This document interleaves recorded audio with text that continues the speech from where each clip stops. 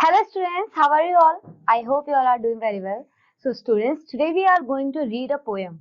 Okay, that is chapter number 8, Written in the Fields. Okay, so now let's get started this poem. To one who has been long in the city pent, it's very sweet to look into the fair and open face of heaven to breathe a prayer. Full in the smile of the blue firmament, who is more happy when with heart's content? Fetish, he sinks into some pleasant layer of wavy grass and reads a debonair and gentle tale of love and languishment, returning home at evening with an ear catching the notes of Philomel and eye watching the sailing cloudlets bright career, he mourns that day as so soon has glided by, and like the passage of an angel's tear that falls through the clear ether silently. चलिए बच्चों एक एक करके इस line को समझते हैं। तो बच्चों देखिए चलिए समझते हैं इस पोएम को। To the one who has been long in the city pent, बच्चों ये उसके उस एक के बारे में बात कर रहे हैं जो सिटी में कब से है। It's very sweet to look into the fair, काफी अच्छा लग रहा है उसे मेले में देखने फेयर में। And open face of heaven, किसका? हेवन का ओपन फेस देखने में। टू ब्रीथ अ प्रेयर, और प्रेयर को ब्रीथ करने में। Full in the smile of the blue firmament, और बच्चों पूरे चेहरे पे स्माइल है किसके? ब्लू फिर्मामेंट यानी blue heaven of the sky, यानी वो बच्चों स्काई को इंडिकेट कर रहा है जो कि ब्लू है और पूरी स्माइल से भरा हुआ है।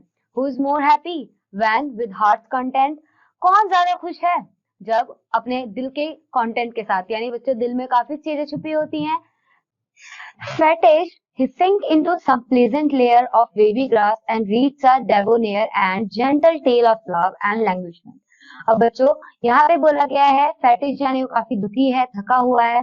वो क्या करता है? वो उस वेवी ग्रास में सिंक मतलब लेट जाता है, और यहाँ पे वो उसकी बात कर रहा है। डेबोनेयर यानी एक तरीके से आप ऐसा कह सकते हो, यहाँ पे जनरल टेल ऑफ लव, एक लव की स्टोरी की बात कर रहा है और लैंग्विशमेंट की बात कर रहा है। बच्चों यहाँ पे ये स्टोरी की बात कर रहा है जो full of love and languishment है। Returning home at evening with an ear catching the notes of Philomel, जब वो शाम को घर लौटता है तो बच्चों उसकी आवाज उन नोट्स को, फिलोमेल की नोट्स को कैच करती है। And I watching the ceiling, देखिए बच्चों अभी वो जो फुल ऑफ लव और लैंग्विशमेंट यानी प्यार से भरी हुई और दुख से भरी हुई स्टोरी पढ़ते हुए आ रहा है। वो जब घर वापस आ रहा था शाम में तो उसने देखा उसके कान पे एक आवाज पड़ी जो कि फिलोमेल के नोट्स की थी। And I watching the sailing cloudlets bright career, तभी बच्चों उसकी आंखें क्या देखती हैं? स्मॉल क्लाउड्स को देखती हैं जो कि ब्राइट करियर को दर्शा रही होती हैं। He mourns that day so soon that glided by, He mourns that day so soon has glided by. वो बच्चों बहुत शोक जताता है कि जो आज का दिन था काफी जल्दी बीत गया। And like the passage of an angel's tear, that falls through the clear and ether silently. और बच्चों ये बताता है जैसे कि एंजल्स की टीयर कितनी जल्दी बह जाती हैं, उसी तरीके से बच्चों जो आज का दिन है वो मतलब बह गया है और सब कुछ क्या हो चुका है? खत्म हो चुका है, साइलेंटली क्लियर हो चुका है। तो बच्चों यहाँ पे एक स्टोरी में इतना ही। जो कहानी बताई गई है वो सौरों को दिखाया गया है, डिलाइटफुलनेस को दिखाया गया है, और उसने बताया गया है कि आज की भरी हुई जिंदगी में कैसे दिन गुजरता है उसका। Okay, so that's all for this poem, students. Now I'll meet you in the next lecture with a new chapter. Till then, keep learning and keep exploring. Bye bye, students.